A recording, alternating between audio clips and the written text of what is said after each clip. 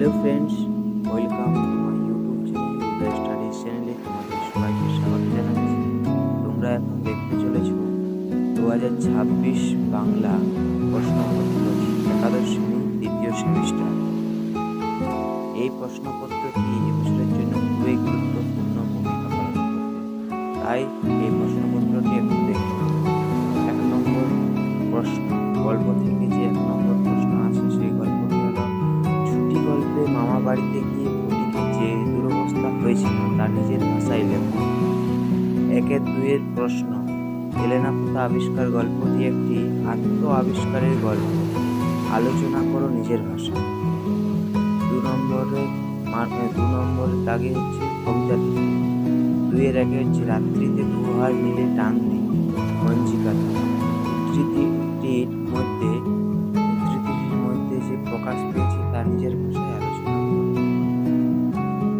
2-2 দাগে প্রশ্ন হলো, ভাব সম্মিলন কাকে বলে? এই পদে রাধার আনন্দের যে চিত্র ফুটে উঠেছে তা নিজের ভাষায় বর্ণনা করো। 3 দাগের প্রশ্ন হলো,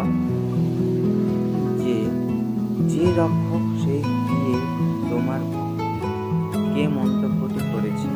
মন্তব্যটি প্রেক্ষাপট আলোচনা করো। 3-2 প্রশ্ন হলো, আগুন নাটক থেকে।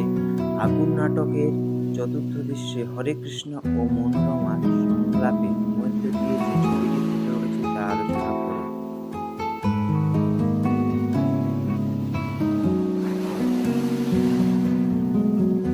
4 দাগের প্রশ্ন হলো, 4-1 হাই দুনিয়া, কি জানছো না, তুমি কি হারাচ্ছ? কোন প্রসঙ্গে লেখক কথা বলেছেন তা নিজের ভাষায় লেখো। 4-2 হচ্ছে, আজব শহর কলকাতায় বটে, আজব শহর কলকাতায় বটে, কেন প্রাবন্ধিকের এই ধারণা হয়েছে তা লেখো। ভব যন্ত্রণা এড়াবার ক্ষমতা তার ততই বেশি হয়, কার সম্পর্কে কেন এ কথা বলা হয়েছে? 4-4 প্রশ্ন হলো, 25শে বৈশাখ প্রবন্ধে সৈয়দ মুস্তফা আলী গান ছাড়া রবীন্দ্রনাথের কোন গুণের উল্লেখ করেছে? তার কাছে কবির গান অসম্পূর্ণরূপে প্রতিভার হয় না কেন? 5 দাগের প্রশ্ন হলো, নিচের প্রশ্নগুলি 150 শব্দে যে কোনো একটি প্রশ্নের উত্তর দাও। 5-1 হলো, বাংলা কাব্যে কবি জীবনানন্দ দাশের অবদান সম্পর্ক নিজের ভাষায় আলোচনা করো।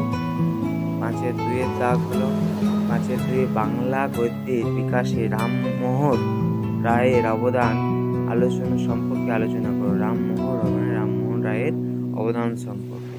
5-3 প্রবাদের সাধারণ বৈশিষ্ট্যগুলি আলোচনা করো।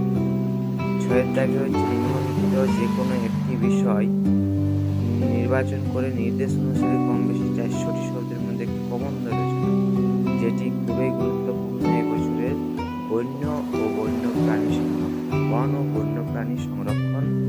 6-2 একটি আছে, সেটি হলো একটি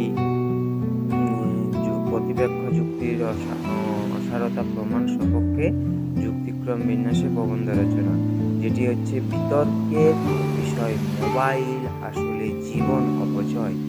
এই প্রশ্নপত্রগুলি করলে এবছর খুবই গুরুত্বপূর্ণ একটি রেজাল্ট পাওয়া যাবে।